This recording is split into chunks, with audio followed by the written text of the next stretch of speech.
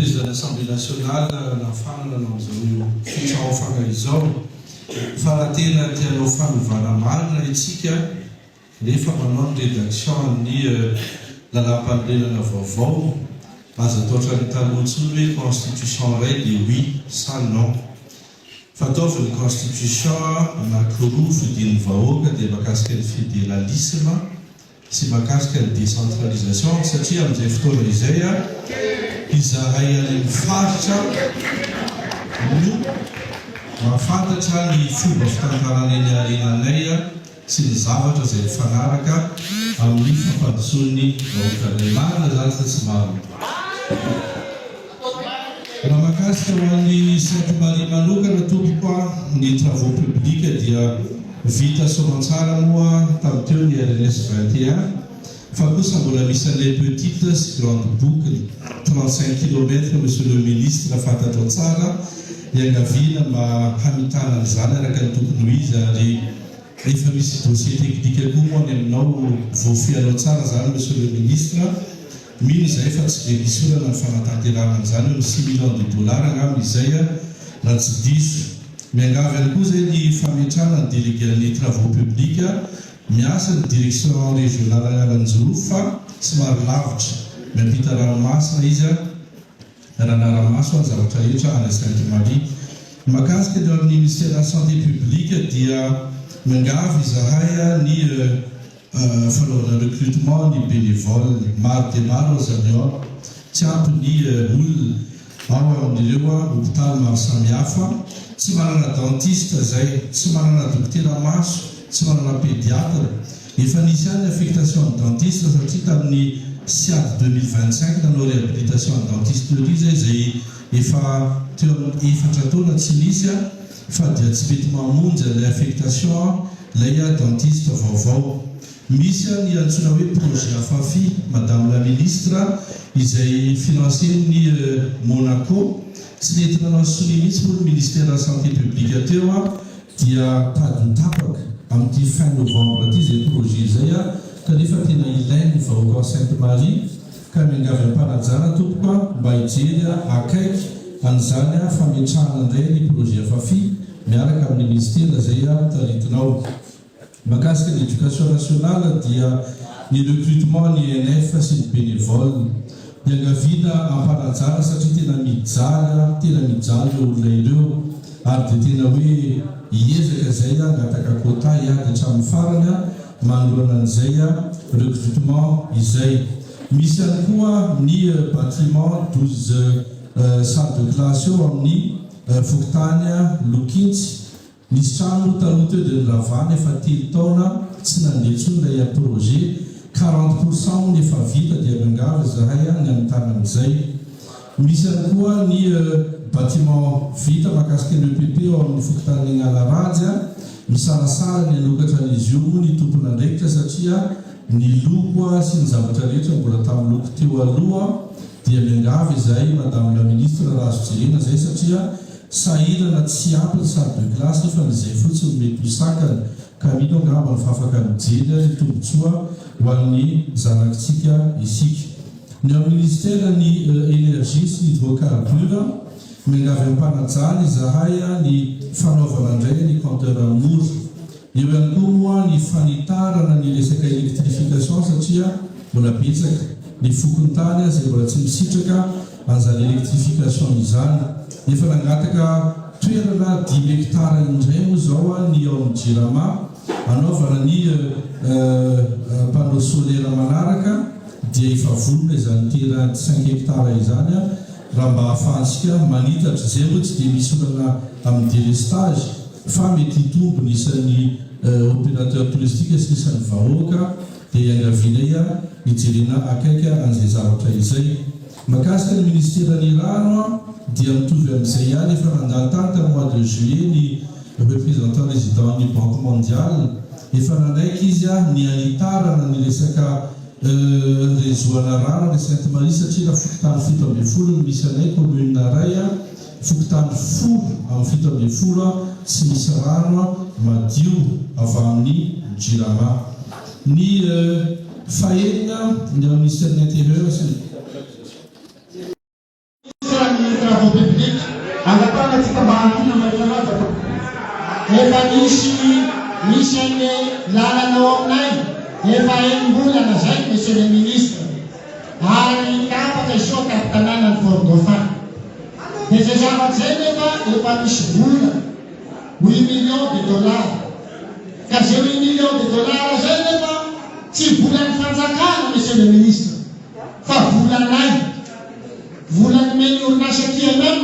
nakaiza le vola manana preuve za hoe efa any amin'ny trésor le vola dia maninona le lalana tsy amboarina manaky miavoana sahirana ny olona mifamoivoizana ao an-tapitanana antonanana ka zay ngamba monsieur le ministre mba menay ao anatin'le ezaka atao ao anatin'ireo volana mba ho vitaina manam-pahaviany farantaona satria le dollar c'est pas andeha dia rehefa mandeha izy dia katona iny ka mba jerena zay monsieur le ministre de l'énergie ianao monsieur le ministre manana olana koa zay amin'ny resaka jiro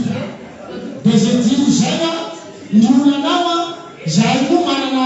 mi-convention nataonanao dia miaraka tamin'ny énergie thermique lafo be zany izy tamin'izany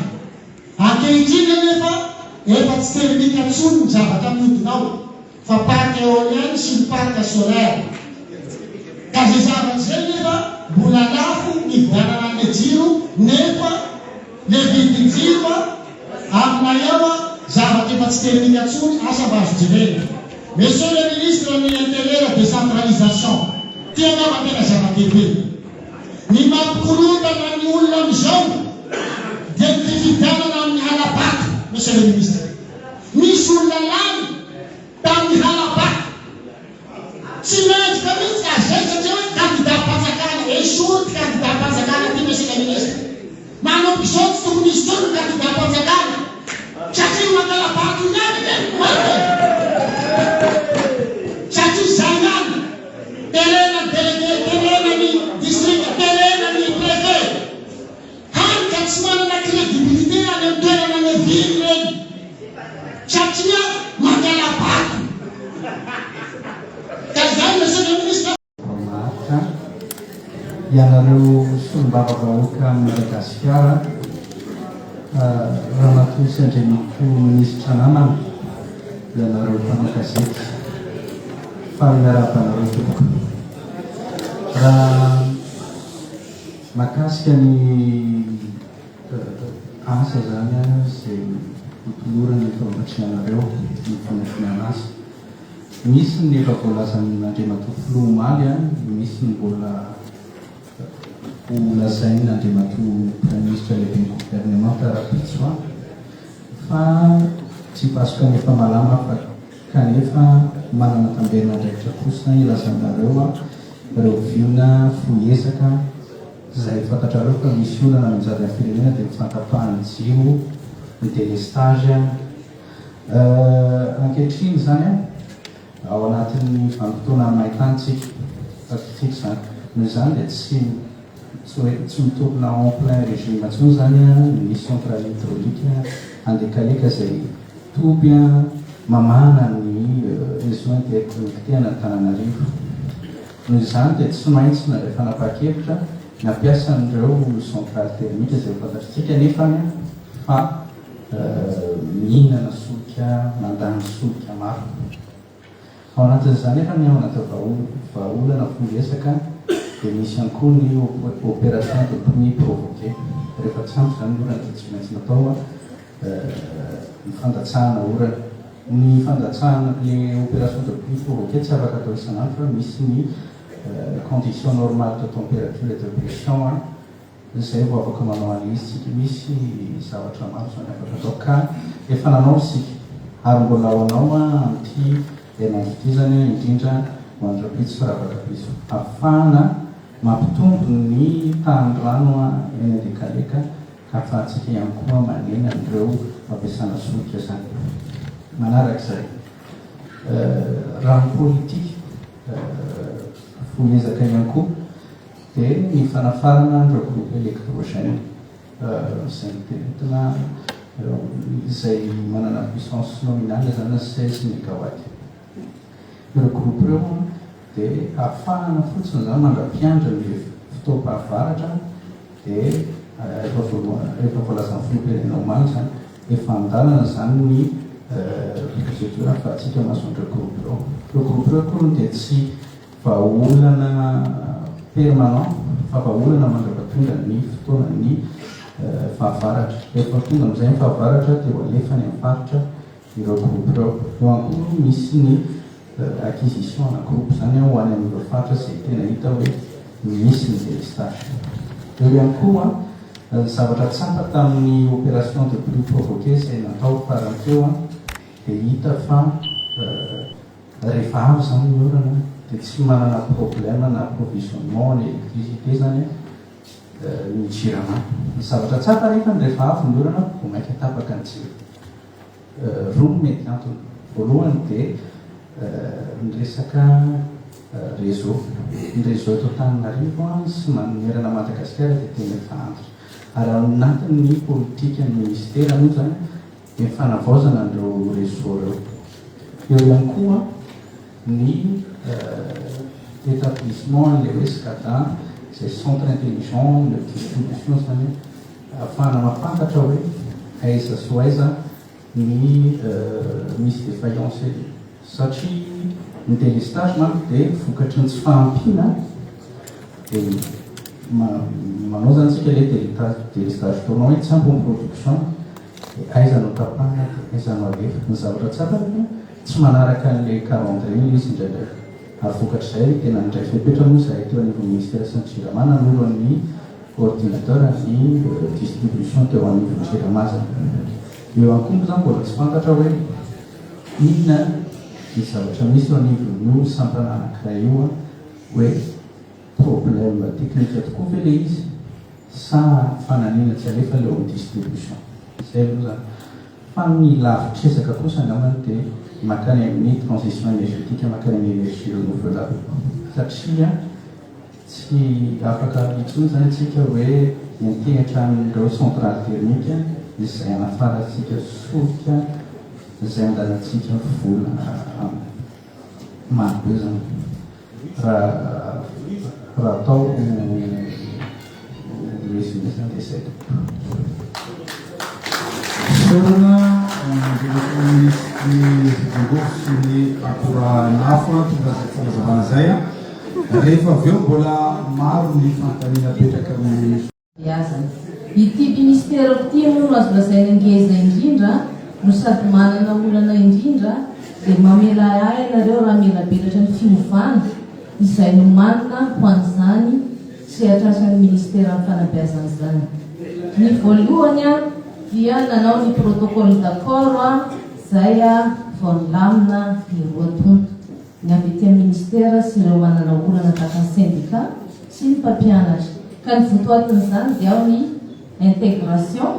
affectation izay hita fa misy tsy mifanaraka sy misaraka ny fianakaviana. Ny distinction honorifique izay tsy voakasika mihitsy efa ela, indrindra fa ny recrutement izay tsy ampy ny isany. Ao koa ny validation, ny fampianarana ambony kalitao moa dia mitaky zavatra mifanaraka amin'izay koa indrindra fa ny fahaizana. Dia nanao zahay karazana site afana mampiditra ny critère de recrutement. Ohatra zao ny draine efa napetraka ao hoe olona manahoana ny tokony hanao draine. Tahak'izay koa ny Cisco.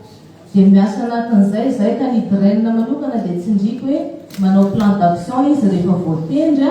dia 6 mois izy jerena koa ny capacité ny afaka anao an'izay draine zay. Raha ohatra ka hita fa tsy mandeha ny asa dia tsy maintsy soloana.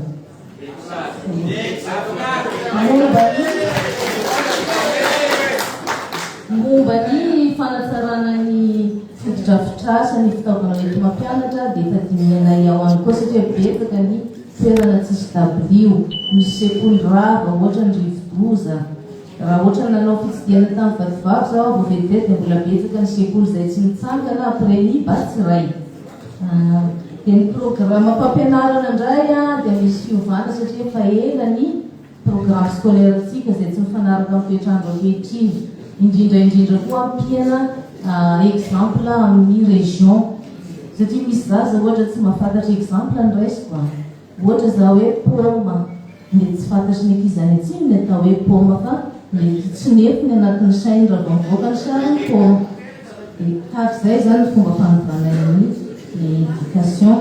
dia tsy indrina manoka fa na éducation pour un développement durable tena hiditra be dehibe satria ampiakarina ny kalitao fampianarana eto amintsika indrindraindrindra ny civisme misaotra tompo misaorana raha mahapeministra mitoblan'izay fanazavana zay a vita izay ny famelaperana Manome fahefana ho an'ireo solombavamboaka ampiantso ireo fahefana mpanatanteraka ny lalam-pandrenana ka izany no antony nampiantsoana ireo minisitra misa enina tetsy amin'ny lapany Tsimbazaza androany izay nanao fihaonana tamin'ireo solombavamboaka fony filohan'ny antemera-pirenena sy teny Randriana Soloniaiko. Ny lafony sosialy no tena mihatraika mivatana mivoaka malagasy ka atao lahara-pahamehana izany raha ny fanazavana. Ireo zany miantsona an'ireo minisitra maromaro izay tokony andraikitra mazava ho azy mbola tsy mipetraka le PG ny gouvernement avy any amin'ny présidence ny Genève Réunion vao atao fa na zany ny raha-firenena toko dia tsy afaka iny zavatra tsy mangaty izay solombavamboaka tsy mangaty fa ny solombavamboaka dia fanaravo-maso dia anjaranay solombavamboaka mandray andraikitra satria raha tena hitady fanovana marina isika sy fanovana maharitra dia mila mijoro ny idiantom-panjakana tena zavatra tsy dia mbola misy zany teto amin'ny antemera-pirenena fa tsy indraindray atao cinéma dia fa amin'izao fotoana izao ny lala-fanorenana no nan'le fahefana anay farafara indray mandresaka 12 andro dia azagaga isika raha misy ministra tonga foana ato aminay satria zany zavatra tokony ampahafatana ny patronay dia ny vahoaka malagasy mila fantatsy ny vahoaka malagasy hoe inona marina ny fanapahan-kevitra izay ataon'ny exécutif hisy impact any amin'ny fiainana izay mangarahara zay ilay fa raha vao tsy miasa ny antemera-pirenena raha vao tsy miasa ny manao an'izany zavatra zany ny solombavamboaka tsisy zavatra ho fantatsy ny vahoaka malagasy.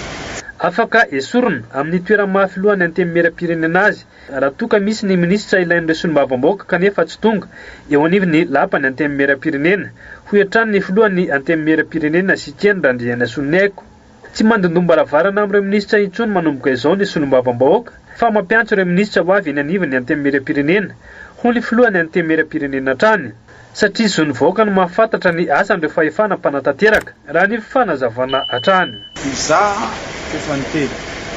aonganonareo tsy ho filohan'ny antemera-pirenena raha misy minisitra ilainareo tsy tonga fa tsy tokony hisy intsony averiko indray tsy tokony hisy intsony ny solombavambahoaka mandondona varavaran'ny minisitra zany tsy azo atao izany ianao patron mpanara-maso indray no andeha isolelaka any tsy mety zay zavatra fa raha ohatra tsy vitako zay dia aonganonareo zay ny tekonareo.